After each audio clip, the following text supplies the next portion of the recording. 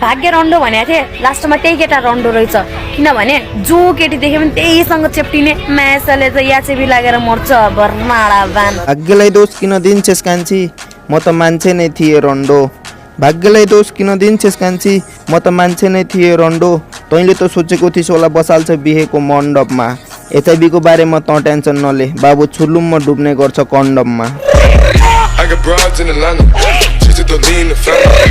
Credit cards and the scammers, hitting the licks in the back. Legacy.